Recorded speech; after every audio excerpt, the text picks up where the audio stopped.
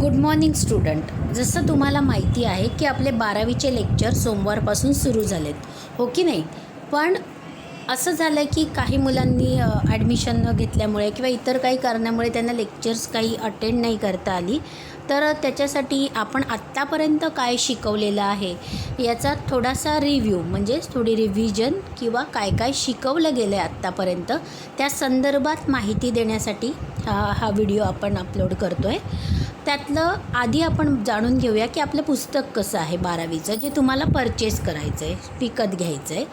ते आहे अर्थशास्त्राचं 12वीचं पुस्तक. म्हणून इथे मी त्याचं फ्रंट पेज मुखपृष्ठ दाखवलेलं आहे. अशा पद्धतीचं तुमचं पुस्तक असणार आहे अर्थशास्त्राचं. त्यानंतर आपण बघितलं होतं की आपल्याला सिलॅबस काय काय असणार आहे, हो की नाही? म्हणून आपण आता सिलॅबस बघतो आहे की काय सिलॅबस आहे आपल्याला ॲक्च्युअल. बघा, सिलॅबसमध्ये जर आपण बघितलं तर मी सांगितल्याप्रमाणे तुम्हाला टोटल 10 धडे आहेत. ओके, 10 धडे. त्यातला पहिला आहे सूक्ष्म आणि स्थूल अर्थशास्त्राचा परिचय, जो आता आपण सुरू केला आहे. तो दुसरा आहे उपयोगिता विश्लेषण, तिसरा मागणीचे विश्लेषण, चौथा मागणीची लवचिकता. तिसऱ्या धड्याचे 2 भाग आहेत, अ आणि ब. एकामध्ये मागणीचे विश्लेषण दिलं आहे आणि दुसऱ्यामध्ये तिची लवचिकता दिलेली आहे. त्यामुळे याचा एक जरी धडा असला तरी त्याचे 2 भाग आहेत, म्हणजे टोटल 10 नाही तर 11 धडे आपल्याला आहेत, असं नीट लक्षात घ्यायचं आहे. त्यानंतरचा जो चौथा धडा आहे तो आहे पुरवठा विश्लेषण. त्यानंतर आहे बाजाराचे प्रकार, निर्देशांक, यात तुम्हाला गणितं असतील, त्या गणितं सोडवायची आहेत. त्यानंतर राष्ट्रीय उत्पन्न, भारतातील सार्वजनिक वित्तव्यवहार, हा धडा 12वीला नव्याने इंट्रोड्यूस केला आहे सिलॅबसमध्ये. त्यानंतर आहे भारतातील नाणे बाजार, भांडवल बाजार, हा सुद्धा धडा नवीन आहे. आणि भारताचा विदेशी व्यापार, हा सुद्धा नवीन इन्क्लूड केला आहे. म्हणजे नवीन 3 धडे आपल्या पाठ्यपुस्तकामध्ये समाविष्ट करण्यात आलेले आहेत. तर आता आपण बघूया की ह्या 3 दिवसांमध्ये, या 3 लेक्चरमध्ये आपण काय काय पाहिलं. शॉर्ट रिव्ह्यू आपण त्याचा घेऊया. आपण पहिला धडा बघत होतो, ज्यात आपण बघितलं सूक्ष्म अर्थशास्त्र आणि स्थूल अर्थशास्त्राचा परिचय, हो ना? मग आता तुम्ही 11वीला शिकला होतात की सूक्ष्म अर्थशास्त्र म्हणजे काय आणि स्थूल अर्थशास्त्र म्हणजे काय, हो की नाही? मग आपण हे बघितलं की सूक्ष्म म्हणजे काय, स्थूल म्हणजे काय, सूक्ष्म अर्थशास्त्रामध्ये कशाचा समावेश होतो, स्थूल अर्थशास्त्रात कशाचा समावेश होतो. थोडक्यात सांगायचं झालं तर अर्थशास्त्राच्या 2 शाखा आहेत. एक आहे सूक्ष्म अर्थशास्त्र, एक आहे स्थूल अर्थशास्त्र. सूक्ष्म अर्थशास्त्र म्हणजे लहान किंवा स्थूल अर्थशास्त्र म्हणजे मोठा, एवढं आपण शिकलो होतो. आणि या दोन्ही संज्ञा ज्या आहेत या ग्रीक शब्दापासून जे शब्द बनलेले आहेत तिथून आलेले आहेत. आणि या शब्दांचा वापर सर्वात प्रथम 1933मध्ये, हे नीट लक्षात ठेवायचं आहे हां, 1933मध्ये ओस्लो विद्यापीठातील नॉर्वेजियन अर्थशास्त्रज्ञ रॅग्नर फ्रिश यांनी केला. अर्थतज्ञांची नावं जरी तुम्हाला बोलायला अवघड वाटत असली तरीसुद्धा तुम्हाला ती व्यवस्थित पाठ करून लिहून बघावी लागतील, कारण बरेचसे जे अर्थशास्त्रज्ञ आहेत ते बाहेरच्या देशातले आहेत आणि त्यांच्या सिद्धांताचा आपल्याला इथे अभ्यास करायचा आहे, म्हणून आपल्याला ते व्यवस्थित लक्षात ठेवायचे. ठीक आहे, तर आपण शिकलो अर्थशास्त्राच्या मुख्य शाखा म्हणजे सूक्ष्म अर्थशास्त्र आणि स्थूल अर्थशास्त्र. त्यानंतर आपण पाहिलं की सूक्ष्म अर्थशास्त्राची अर्थ काय होतो. सूक्ष्म अर्थशास्त्र म्हणजे लहान भाग किंवा हिस्सा, म्हणजे सूक्ष्म अर्थशास्त्रामध्ये फक्त एका घटकाचा अभ्यास केला जातो. उदाहरणार्थ वैयक्तिक उपभोक्ता, वैयक्तिक पेढी, हो की नाही? त्यानंतर त्यांनी सांगितले सूक्ष्म अर्थशास्त्राच्या कोणत्या व्याख्या आहेत, तर कोणती व्याख्या लक्षात ठेवायची, मॉरिस डॉब यांची. या व्याख्येमध्ये त्यांनी सांगितलं आहे अर्थव्यवस्थेचे सूक्ष्मदर्शी अध्ययन म्हणजे सूक्ष्म अर्थशास्त्र होय, हो की नाही? ही व्याख्या सगळ्यांनी तोंडपाठ करायची.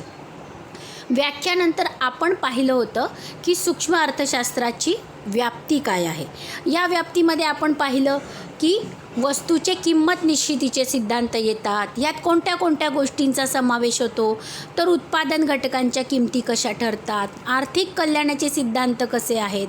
याच्यामध्ये हा चार्ट मी तुम्हाला समजावून देते, जेणेकरून तुम्हाला आयडिया येईल की आपण व्याप्तीमध्ये काय काय शिकलो. व्याप्तीमध्ये 3 भाग येतात. किंमत निश्चितीचे सिद्धांत, अर्थात वस्तूची किंमत कशी निश्चित होणार, मागणी आणि पुरवठ्यावरून.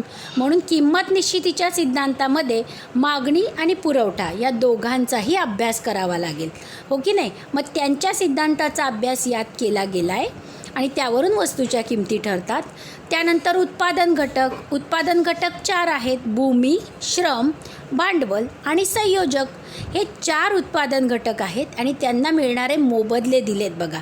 म्हणजे जमिनीला खंड मिळतो, श्रमाला वेतन मिळतं, भांडवलाला व्याज मिळतं आणि संयोजकाला नफा मिळतो. मग त्यांच्या ह्या गोष्टी, त्यांना मिळणारे मोबदले कसे ठरतात याविषयीचा अभ्यास या सूक्ष्म अर्थशास्त्रामध्ये केला जातो. त्यानंतर आर्थिक कल्याणाचे सिद्धांत. आता आर्थिक कल्याण कसं होतं बघा, यात 2 गोष्टींचा मुख्यतः समावेश होतो. एक म्हणजे कार्यक्षमता पाहिल्या जातात, उत्पादन क्षेत्रातील कार्यक्षमता आणि उपभोग क्षेत्रातील कार्यक्षमता. उत्पादन क्षेत्रातील कार्यक्षमता म्हणजे काय?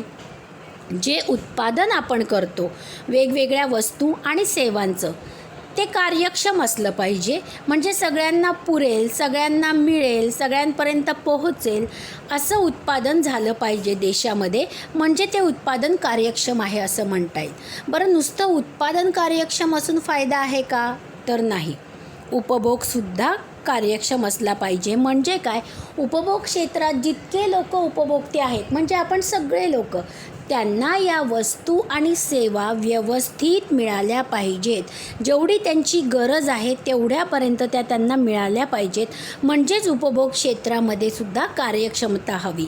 आणि या दोघांमध्ये जर कार्यक्षमता असेल तर नक्कीच एकूण आर्थिक कार्यक्षमता वाढेल, देशाचा विकास होईल. हे आपण सूक्ष्म अर्थशास्त्राच्या व्याप्तीमध्ये आत्तापर्यंत शिकलो आहे, हो ना. आता आपण सूक्ष्म अर्थशास्त्राची वैशिष्ट्यांचा अभ्यास केला. त्या वैशिष्ट्यांमध्ये टोटल 8 वैशिष्ट्ये आहेत. त्यातलं पहिलं आहे वैयक्तिक घटकांचा अभ्यास. म्हणजे काय? तर सूक्ष्म अर्थशास्त्रात मी आधीच सांगितल्याप्रमाणे फक्त वैयक्तिक घटकांचा, म्हणजेच एका घटकाचा अभ्यास केला जातो. उदाहरणार्थ एकच कुटुंब संस्था, एकाच वस्तूची किंमत, हो की नाही. म्हणून इथे वैयक्तिक घटक येतात, म्हणून ते त्याचं पहिलं वैशिष्ट्य आहे. त्यानंतर सूक्ष्म अर्थशास्त्राला किंमत सिद्धांत असे सुद्धा म्हणतात. का म्हणतात? कारण आता आपण शिकलो आहे, कुठल्याही गोष्टीची किंमत जेव्हा ठरवली जाते ते कोण ठरवतं? त्याचा अभ्यास कशात केला जातो? सूक्ष्म अर्थशास्त्रात. म्हणून सूक्ष्म अर्थशास्त्रात प्रत्येक गोष्टीच्या किमती ठरतात. वस्तूंच्या, सेवांच्या, उत्पादन घटकांच्या किमती ठरतात. म्हणून त्याला किंमत सिद्धांत म्हणतात. त्यानंतर आंशिक समतोल. अर्थातच सूक्ष्मलक्षी अर्थशास्त्र सगळ्यांचा अभ्यास करत बसत नाही. फक्त मोठ्या घटकातला एक घटक वेगळा काढून त्याचा तपशीलवार अभ्यास हे अर्थशास्त्र करतो. म्हणून त्याच्यावर आधारित जो समतोल दर्शवला जातो त्यालाच आंशिक समतोल असे म्हणतात. म्हणून यात आंशिक समतोलाद्वारे अभ्यास केला जातो. त्यानंतर आपण पाहिलं विशिष्ट गृहीतकांवर आधारित.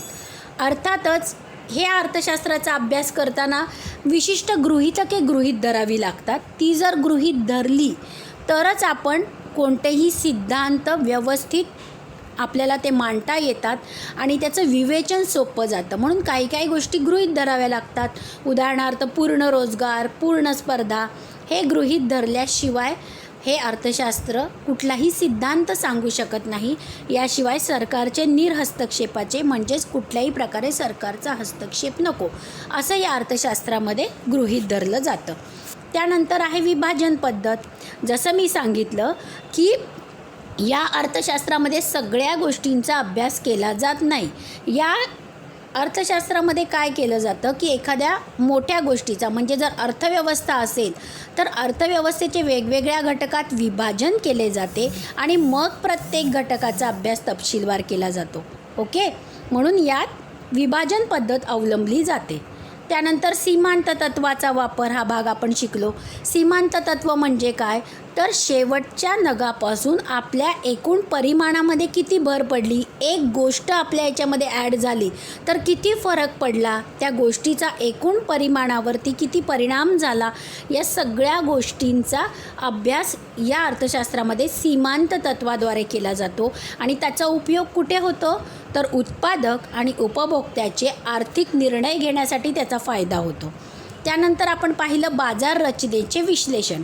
आता बाजार रचना म्हणजे काय, मी तुम्हाला आधीच सांगितलं की आपण फक्त एवढंच लक्षात घेतो, कुणीतरी काहीतरी विकतं, कुणीतरी काहीतरी विकत घेतो, तिथे बाजार निर्माण होतो. ही आपल्या डोक्यातली व्याख्या आहे आणि ती अगदी बरोबर आहे.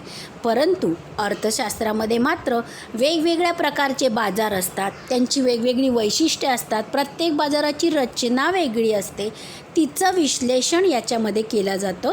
म्हणून यात वेगवेगळ्या बाजार रचनांचा अभ्यास आपल्याला करायचा आहे, ज्याचा स्वतंत्र धडा आपल्याला अभ्यासायचा आहे. त्यानंतर आपण पाहिलं मर्यादित व्याप्ती. आता अर्थातच जर सूक्ष्मलक्षी अर्थशास्त्र एकाच घटकाचा अभ्यास करत असेल, वैयक्तिक घटकाचा अभ्यास करत असेल, तर आपण असंच म्हणणार की त्याची व्याप्ती कशी आहे, मर्यादित आहे. कारण हे अर्थशास्त्र कोणत्याही प्रकारे राष्ट्रीय उत्पन्न, दारिद्र्य, बेरोजगारी, लोकसंख्या यासारख्या ज्या मोठ्या समस्या आहेत, यासारख्या ज्या आर्थिक समस्या आहेत त्याच्याशी संबंधित नसतो. या कुठल्याही समस्या सोडवण्याचा सूक्ष्मलक्षी अर्थशास्त्र प्रयत्न करत नाही. म्हणून आपण असं म्हणू शकतो की वैयक्तिक घटकांपुरती हे अर्थशास्त्र मर्यादित असल्यामुळे त्याची व्याप्ती मर्यादित आहे. समजलं मुलांनो? हा होता छोटासा रिव्ह्यू की आपण या दिवसांमध्ये, या 3 दिवसांमध्ये काय काय शिकलो याचा. आता नेक्स्ट लेक्चरला आपण पुढचा भाग बघूया. तोपर्यंत एवढी रिव्हिजन करून ठेवा आणि हळूहळू प्रश्न उत्तरं किंवा स्वाध्याय सोडवायला घ्या.